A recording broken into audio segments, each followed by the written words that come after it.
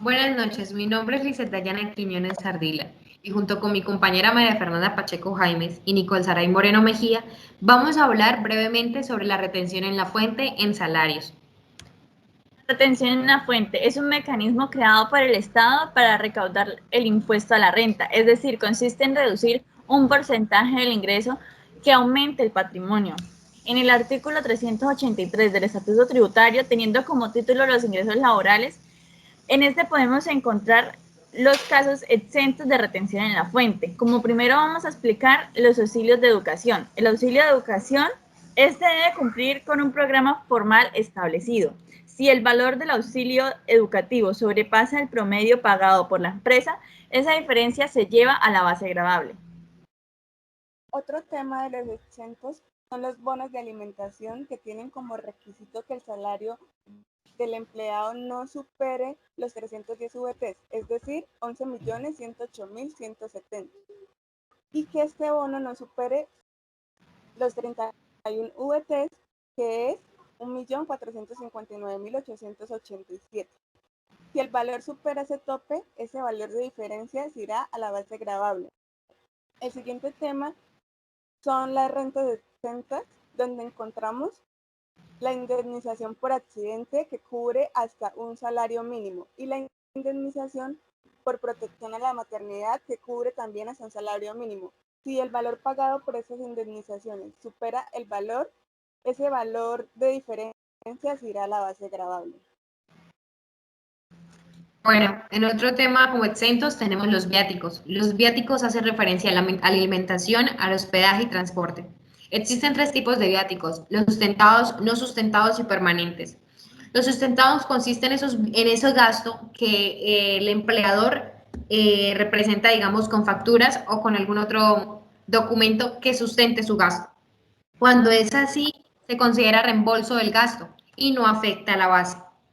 Cuando no son sustentados, o sea, cuando la persona va y gasta ese dinero y no demuestra en qué lo gastó, se considera como ingreso laboral de ese empleado y en total van a base gravable. Los permanentes se consideran o se asignan a nómina y se consideran salario excepto el trabajo. En este caso, aumentan el patrimonio y por efecto afectan también a la base. A continuación, haremos un ejercicio donde podamos entender mejor o poner en práctica los conceptos antes vistos.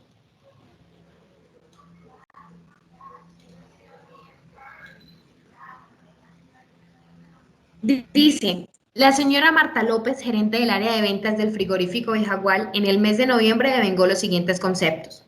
Ahí los tenemos, como sueldos, comisión del 1% por sobreventas, bonificación habitual, bonificación especial, medicina prepagada, crédito hipotecario de vivienda, dependientes y indemnización por un accidente. Este ejercicio consiste en tres partes. Primero, clasificar lo que pertenece a salario y no salario. Segundo, depurar. Y tercero, cómo extraer la retrofuente.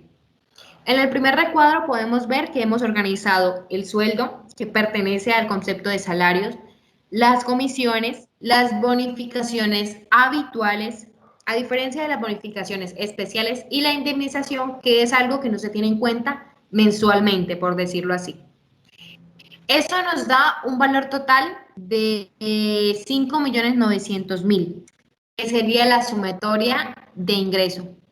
Ahora, vamos a depurarlo. ¿Cómo lo depuramos? O sea, sacándole como todos aquellos exentos que según la ley nos dice que debemos restarles. Están los ingresos no grabados, que son aporte a salud, aporte pensión, aporte fondo de solidaridad.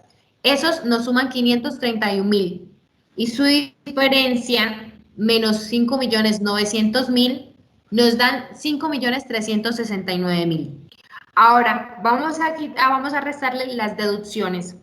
Las deducciones están los intereses sobre, se me va la palabra, sobre crédito Hipotecario. hipotecario de vivienda. Gracias, María Fernanda. medicina prepagada y los dependientes. Eso nos da una suma de 1.191.000 y restados con los 5.369.000 anteriores nos da el subtotal 2, que son 4.178.000. Vamos a la tercera recuadro.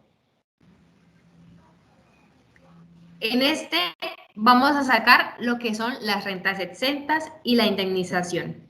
Perdón, la indemnización que hace parte de las rentas exentas, el 25% exento, y vamos a hacer ahorita como una actividad reglamentaria también, ya la vamos a explicar. La indemnización era de 1.000.000 de pesos, como lo decía el concepto anterior en la descripción de... Pero como por ley dice que solamente cubre hasta un salario mínimo, entonces el resto sí va a base gravable. Ahora, el valor del subtotal 2 se le resta esa indemnización, o sea, ese salario mínimo, y el total sería 3.300.197. Ahora vamos a quitarle un 25% de exento, en el que ese valor anterior de 3.300.000 lo multiplicamos por el 25%, que es 825.000. Y en total nos da 2.475.148.